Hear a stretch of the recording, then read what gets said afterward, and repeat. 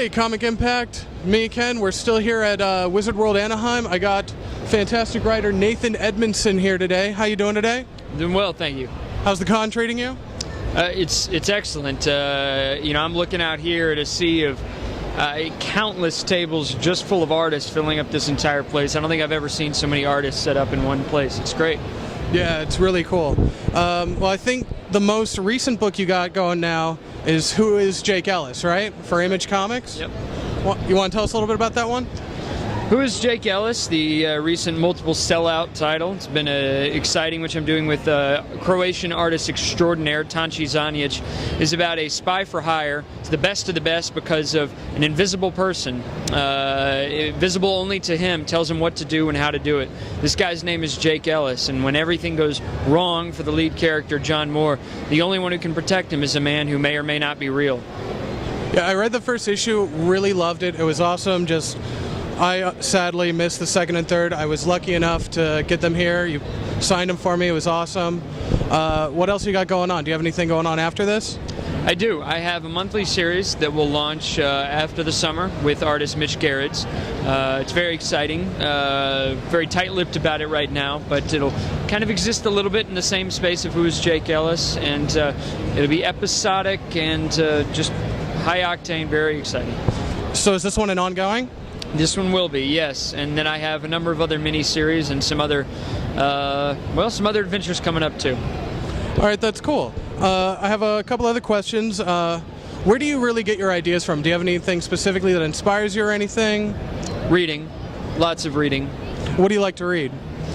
I'm a big, my background, my upbringing is in classic literature. I have this sense that I'm still trying to catch up on 2,000 years of books, so I'm constantly going back further and further, reading, so I read much more classic literature than I do modern literature. I'm working my way up that pyramid so that, I can kind of offer something worthwhile.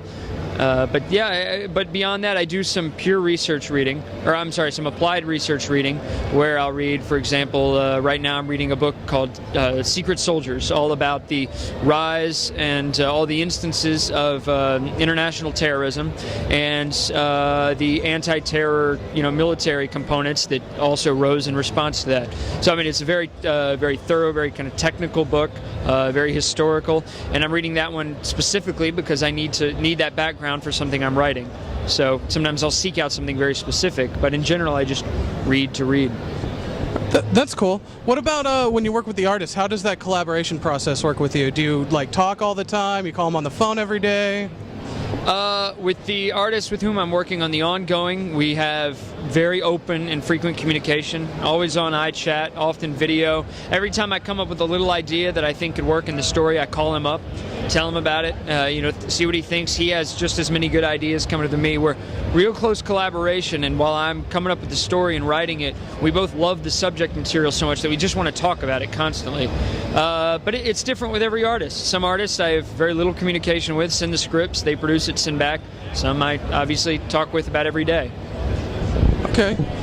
What about the letters at the end of their books? Do they really affect how you're writing the story, or is everything all done at that point?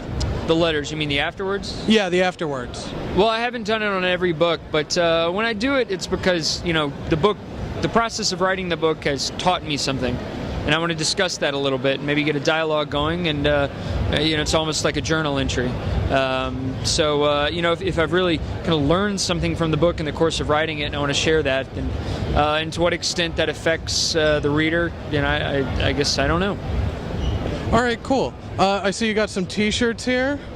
We do. We have, exclusive to this con, the Who is Jake Ellis T-shirts, we have two designs. We have the blue Run John Run, which has the Who is Jake Ellis logo on the back. And then we've also got the white American Apparel design, a little bit of an 80s flair, also Run John Run. And but they're also available through my website if you contact me after the show.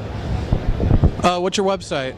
www.nathan-e.com, where we've right now got a very exciting discussion board going. We've got Nate Simpson from Non-Player, Adam Geen from Green Wake, Jim Zubkavich, Skull Kickers, Charles Soule of of Strongman, and 27 is on there. All these great pros talking to all these great readers, and it kind of just took off when I started the site. So get on there and talk to us about the book and about your book.